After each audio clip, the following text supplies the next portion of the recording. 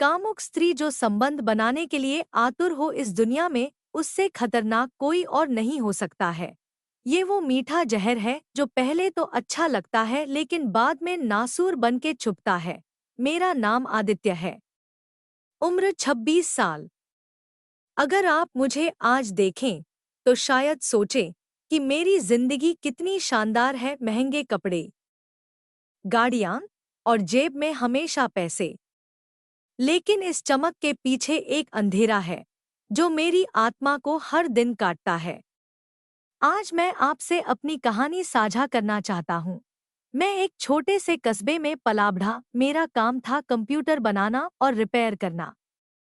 दिन भर मेहनत करता, लेकिन महीने के आखिर में पैसे बस इतने होते कि घर का खर्च चल जाए। मेरी माँ हमेशा मुझे समझाती, बेटा, मेहनत से जो मिलता है वही सच्चा होता है। मैंने उनकी बात मानी भी, लेकिन मन के किसी कोने में हमेशा यह ख्याल रहता था कि मेरी जिंदगी कभी बेहतर नहीं होगी। एक दिन एक फोन आया।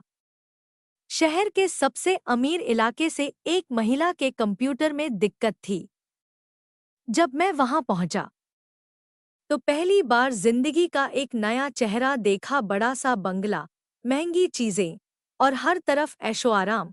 वहां मेरी मुलाकात स्नेहा से हुई। वह 35 से 36 साल की खूबसूरत, आत्मनिर्भर और बहुत अमीर महिला थी। उनके चेहरे पर कुछ ऐसा था जो ध्यान खींच ले। मैंने उनका कंप्यूटर ठीक किया।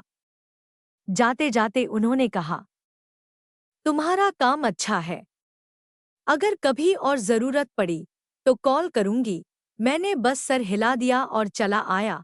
कुछ दिनों बाद उनका फोन आया। इस बार उन्होंने कहा कि वह मुझसे मिलना चाहती हैं। मैं उनके घर गया। उन्होंने मुझे चाय ऑफर की और मुझसे मेरी जिंदगी के बारे में पूछा। पहली बार किसी ने मेरी जिंदगी के बारे में इतनी दिलचस्पी दिखाई।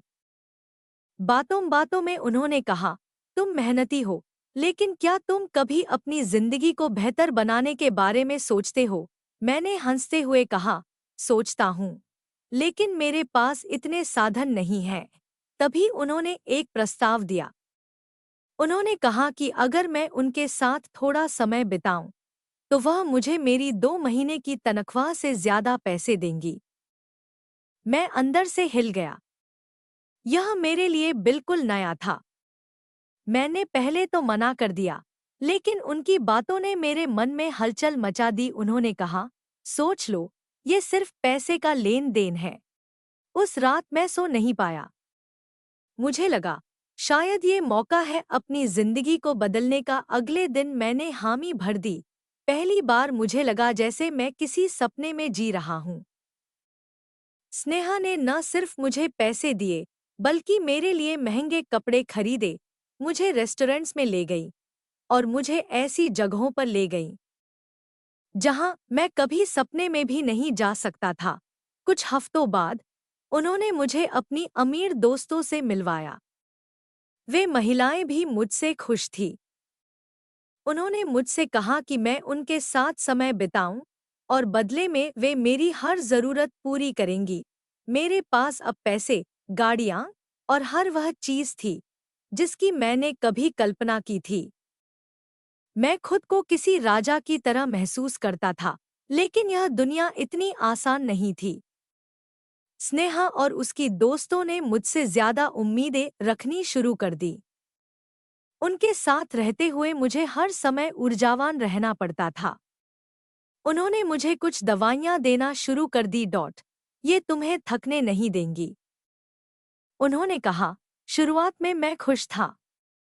उन दवाइयों ने मुझे बेहतर बना दिया, लेकिन धीरे धीरे मैं उन पर निर्भर हो गया।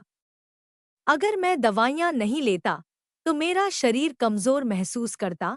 जैसे जैसे वक्त बीतता गया, मेरी जिंदगी से वह चमक कम होने लगी। स्नेहा ने मुझसे मिलना बंद कर दिया। उनकी जगह किसी और ने ले ली। जिन महिलाओं ने कभी मेरी जरूरतों का ख्याल रखा था, अब वे मुझसे कतराने लगीं। मुझे एहसास हुआ कि मैं सिर्फ एक खिलौना था। मेरे पास अब बहुत पैसे थे, लेकिन कोई ऐसा नहीं था जिसे मैं अपना कह सकूं। दवाइयों ने मेरे शरीर को बर्बाद कर दिया। मेरे डॉक्टर ने मुझे बताया कि मेरा लिवर और दिल अब पहले जैसा नहीं है।